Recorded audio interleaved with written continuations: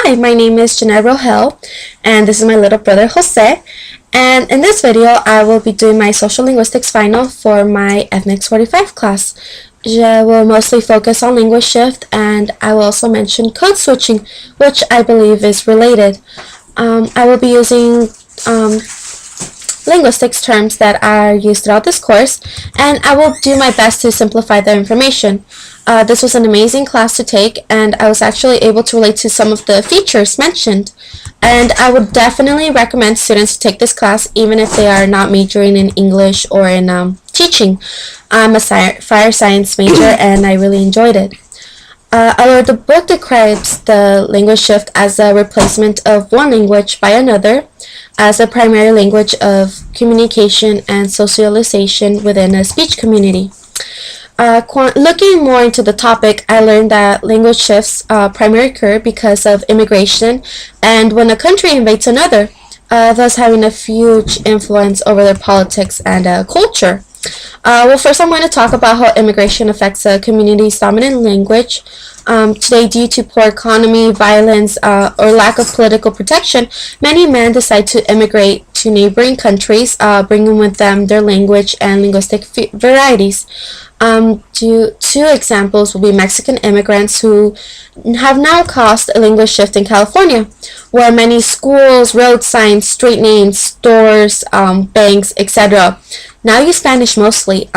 Here in Salinas, about 90% of the people speak Spanish, and employers are most likely to hire bilingual applicants.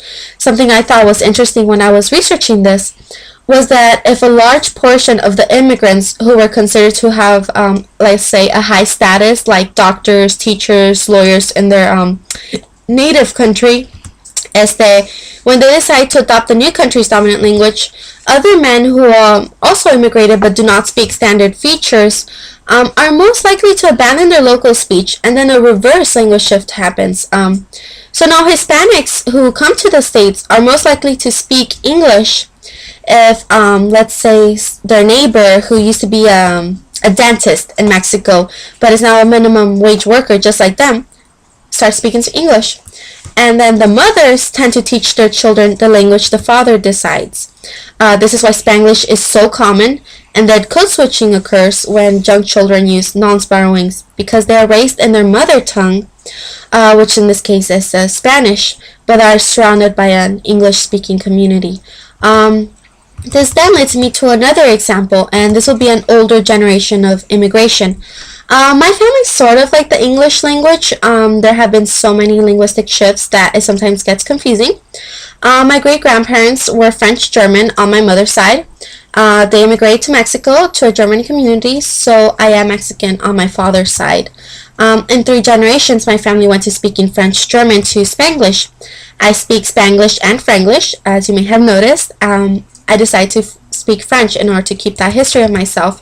Now, my young brother here is 10 years old, and when we started talking, he spoke full English sentences. So now we are going to do a small dialogue, which actually shows English to be his matrix language. However, he does involuntarily do a metaphorical code switching with Spanish. So, hi Jose, how was your day today? Good. You know what I did today? No, Key. What? I did some drawing. Really? And what did you draw? Like, usually, animales, peces, birds, dinosaurios, dinosaurs, like, esos cosas. Really? It sounds like you had fun, see? Yeah, I actually did. Well, thank you for helping me with this assignment. Is there anything else you would like to tell my class? I hope they how do you say gustate this video? Okay, thank you. And so I did this to show the results of how language shift actually affects speech over time, because if my great-grandparents hadn't left Europe and if my parents hadn't left Mexico, instead of having this conversation in Spanglish, I should say, we would be speaking either French or German. But moving along, The second major cause of a language shift is the invasion of another country, and the more powerful society then takes control of which language is now spoken. Pretty much this is why Spanish is spoken in Central and Southern America. In the early 16th century, Spain colonized and began to have a strong hold over the indigenous Americans. It took a little over 300 years for Spain to actually kill some dialects, such as Igneti, which was spoken by the Caribs, and another dialogue that suffered language death was Maipurian, which was spoken by the Arawakan tribes. Nearby villagers also lost their mother tongue and learned Spanish in order to trade and communicate with the conquistadores, and this was in order to survive. It's ironic because now in the 21st century, English has now become America's dominant language. Just like I had mentioned earlier, immigration has now brought Spanish back into our speech communities. Actually, up in Detroit, Michigan, there's actually now a little Mexico town portion where there are panaderias, stores, and the neighborhood actually resembles the DF, and Spanish is mostly spoken. So the way I see it is that a language shift happens to be in the form of a web chart, which I actually drew. Closer. So this is actually my version of a language shift. The native language is in the center. War and immigration are the extended causes of it.